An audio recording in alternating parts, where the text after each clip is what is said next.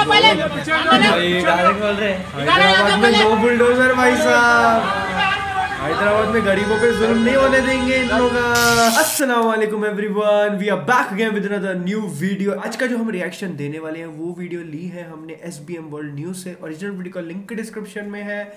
हैदराबाद में no bulldozer, of course यार, KCR के होते हुए और अवैसी साहब के होते हुए हैदराबाद में कोई बुलडोजर कैसे चला सकता, आप बताओ मेरे को।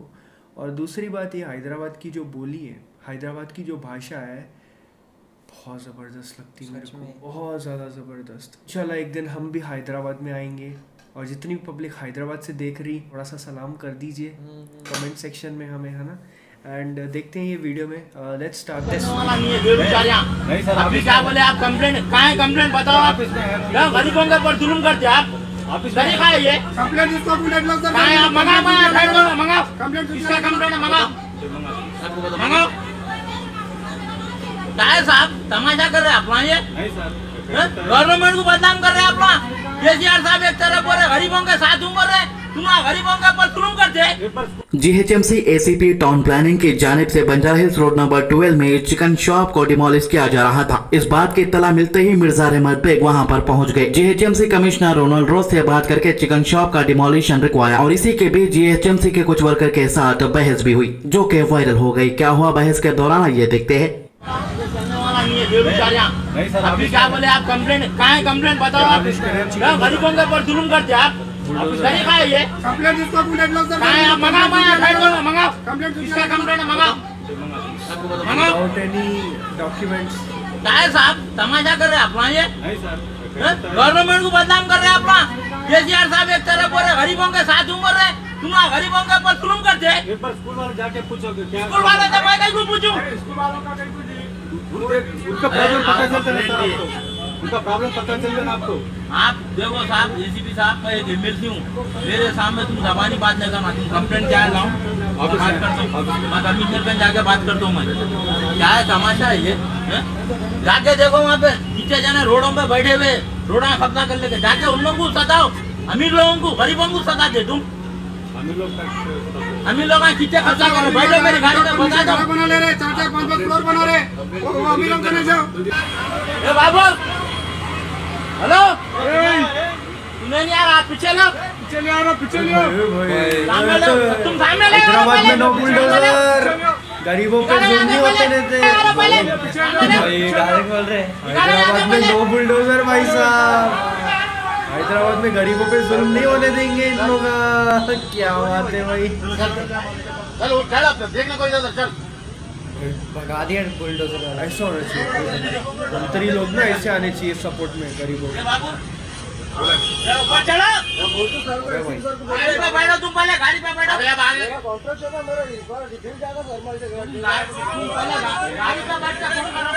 गाड़ी पे बैठ जाओ। तो हाल ही में अकबरुद्दीन ओवैसी ने सेक्रेटरीट के मस्जिद के बारे में जिक्र किया था असेंबली के अंदर और दौरा भी कर लिया मस्जिद का। ऑलरेडी आप देख सकते हैं सेक्रेटरीट की मस्जिद का काम ऑलमोस्ट पूरा हो चुका है। हर कोई कहता था कि सेक्रेटेरिएट की मस्जिदें नहीं बनेगी, लेकिन मजलिस को, मेरे सदर बैरिस्टर असदुद्दीन ओवैसी को और मुझे यकीन था कि मस्जिदें बनेंगी और हमारा चीफ मिनिस्टर बनाएगा उस मस्जिदों को। हम जाकर मिले और मैं ये कहूंगा कि उन्होंने 1 मिनट नहीं लिया, कहा कि नहीं जो भी हुआ गलत हुआ, मुझे अफसोस है इस बात का, मुझे अफसोस है और मुझे खराब दिखा, पूरे हालात बताए और बोले कि आप लोग कहां बनाना चाहते बोलिए। हमने कहा साहब हम जहां था वहीं बनाना चाहते हैं, तो चीफ मिनिस्टर साहब ने कहा बिल्कुल बना लीजिए, जहां था वहीं बना लीजिए, जहां था वहीं बना लीजिए, गलती हुई मुझे अफसोस है, बयान दिया, कहा बना लीजिए। फिर उसके बाद CM साहब ने कहा कि अकबर भाई देखिए, एक मस्जिद इधर थी, एक मस्जिद इधर थी, इसके बीच में जगह है, बीच में कुछ आना नहीं चाहिए, पूरी जमीन ले लीजिए। तो हम जानते हैं कि किसी को यकीन हो या ना हो, हमको यकीन है कि आप बराबर मुसलमानों के साथ इंसाफ करेंगे, हमारी आवाज पर आप सुनेंगे और जो सही है उसको कबूल करते हुए उसका अमल करेंगे। और जल्द से जल्द वो मस्जिद फिर बनेंगे, इंशाल्लाह से फर्स्ट क्लास बनेंगे। बाज़ाब्ता मैं आपको ये देता हूँ। 12% रिजर्वेशन का भी दोबारा अकबरुद्दीन ओवैसी ने जिक्र किया और 12% रिजर्वेशन के ताल्लुक से भी कहूंगा कि साहब मुझे उम्मीद है कि 4% तहफ़्फ़ुज़ात का मुकदमा जो चल रहा है, उसमें मैं आपसे दरखास्त करूंगा कि आपकी जाती दिलचस्पी की जरूरत है कि उस 4% तहफ़्फ़ुज़ात के मुकदमे में हमको डट के सख्त लड़ना है ताकि वो 4% तहफ़्फ़ुज़ात हमारे हाथ से ना जाएं।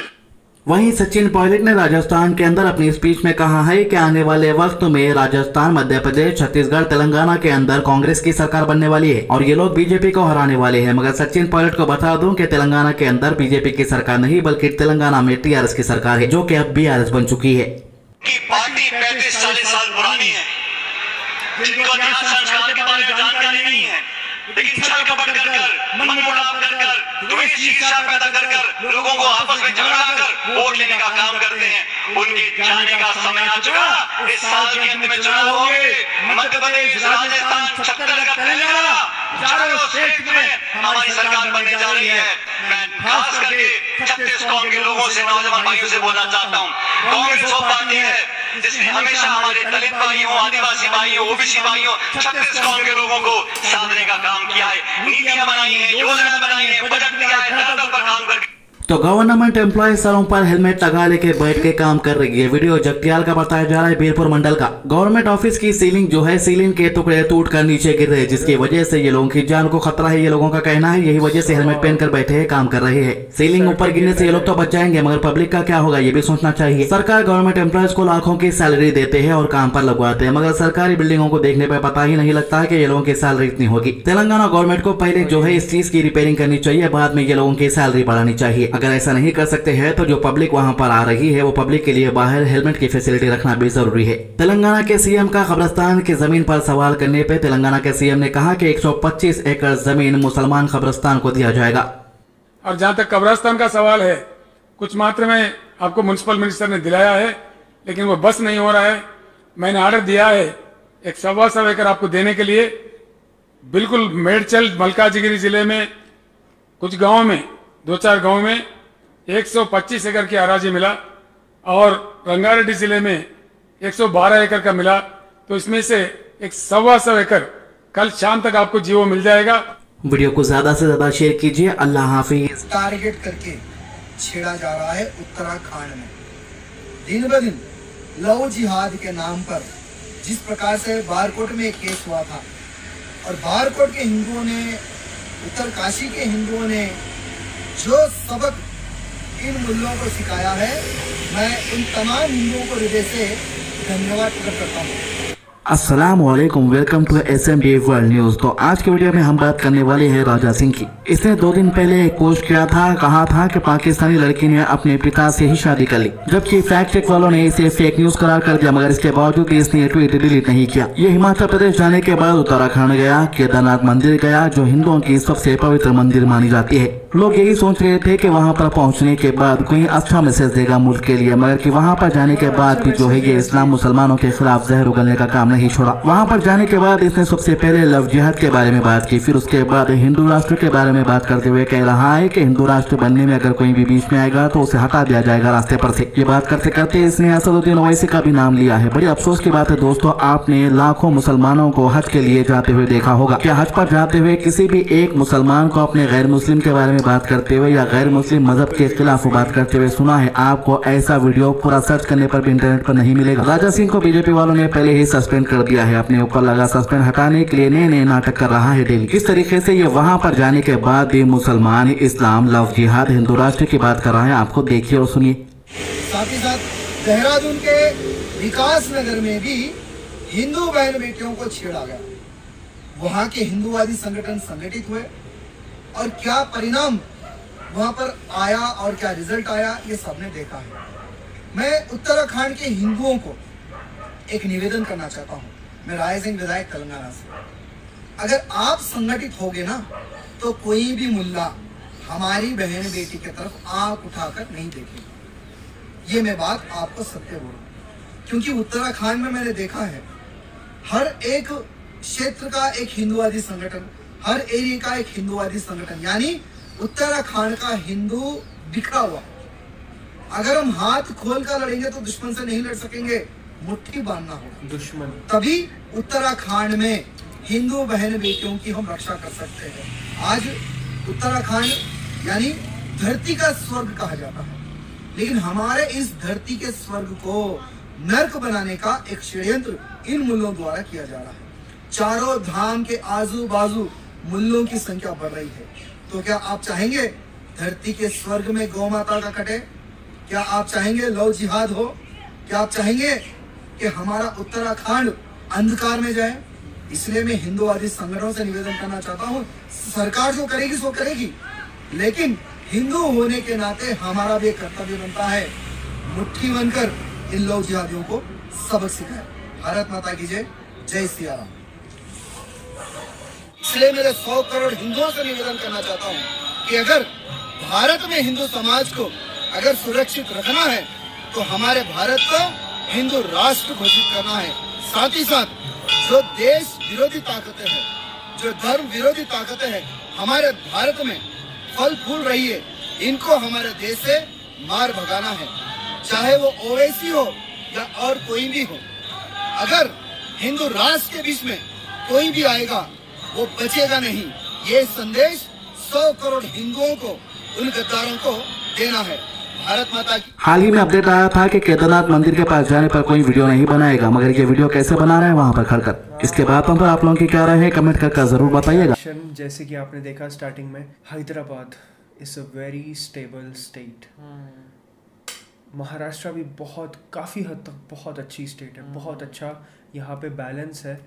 यहाँ पे कोई मतभेद या फिर यहाँ पे कोई ऐसा आपको ऐसा ज़्यादा लोग देखने या सुनने नहीं मिलेगा। हाँ, लोगों के बीच में थोड़ी बहुत कभी कभी खटमिट हो जाती है, प्रॉब्लम्स हो जाती हैं, बट सरकार की तरफ से ऐसा अगर कोई भी कुछ करता है ना, चाहे वो कोई भी हो, हिंदू हो मुस्लिम हो, कोई भी कुछ कांड करता है तो पुलिस एक्शन लेती है उन लोगों के ऊपर और भाई उनको बजाती है अच्छे से, और ये बहुत अच्छी बात है। और सेम वैसे ही हैदराबाद स्टेट कितनी ज़्यादा ग्रो क्यों हो रही है? बिकॉज वहाँ के जो सीएम है, वहाँ के जो गवर्नमेंट है वो अच्छी है। अगर गवर्नमेंट अच्छी है और गवर्नमेंट अच्छे से काम कर रही है किसी स्टेट की, और हर एक रिलीजन के लोगों को, हर एक को इक्वली ट्रीट कर रही है ना, तो फिर वो स्टेट ग्रो होती है। इसी वजह से Hyderabad is the best state in India. सबसे ज़्यादा ग्रो होने वाली स्टेट हैदराबाद है। लाइक पहले बैंगलोर थी, अभी हैदराबाद हो गई है। कहाँ से कहाँ पहुँच गई है भाई। आईटी सेक्टर, उसका रेवेन्यू देखो आप, माशाल्लाह तबारक अल्लाह। And this is only because वहाँ पे ये जो हिंदू मुस्लिम नहीं होता है, वहाँ पे नहीं होता है भाई। And not even Maharashtra as well. We are living in Maharashtra, अल्हम्दुलिल्लाह, everything is sorted, everything is so good, everyone is peaceful. अगर किसी के मन में मर्द आ भी रहा है ना, तो उनकी हिम्मत नहीं है कि वो कुछ गलत करे। क्यों? Because of government, because of police का निज़ाम अच्छा है, माशाल्लाह तबारकल्लाह। एंड मुझे तारीफ़ करने में कोई वो नहीं हो रही, एंड मैं खुल के तारीफ़ कर सकता हूँ इस चीज़ की। और मैं ये चाहता हूँ कि हर एक स्टेट अगर ऐसी हो जाए, और उनकी जो निज़ाम है, पुलिस का निज़ाम, हर एक जो गवर्नमेंट का निज़ाम है, इक्वली ट्रीट करें यार इंसानों को, क्या हो जाएगा उसमें। तो हमारा देश कितना ज़्यादा तरक्की कर सकता है, आप सोचो। और ये बहुत ज़रूरी है। और ऐसे लोग जैसे वो mister Raja Singh, I don't know कौन है वो, मैंने पहली बार उनको देखा है, सुना है, और हमें कुछ इंटरेस्ट भी नहीं है। मतलब आप एक अच्छी जगह पे जा रहे हो, अपनी धार्मिक प्लेस पे जा रहे हो, आप वहाँ पे जाके दुआ करो, वहाँ पे जाके अपनी फैमिली को ले जाके अच्छे से दुआ करो, हमारे हिंदुस्तान के लिए अच्छी अच्छी दुआएं करो, है ना। पॉजिटिव मैसेज दो लोगों को, अच्छे से उनसे बात करो। बट अब क्या मुल्ले व्हाट इज़ दिस यार, सीरियसली।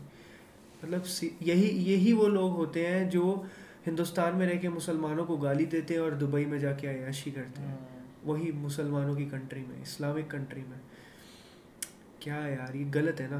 प्यार मोहब्बत से रहना चाहिए। जो इंसान हिंदुस्तान में पैदा हुआ वो इंसान हिंदुस्तानी है, सिंपल सी बात है। चाहे वो हिंदू है, मुस्लिम है, सिख है, ईसाई है, डजेंट मैटर। हिंदुस्तान हमारा संविधान से चलता है और उसी से चलेगा। ऐसे नफरती लोगों से नहीं चलेगा। सो जज़ाकल्लाह खैर, फी अमान।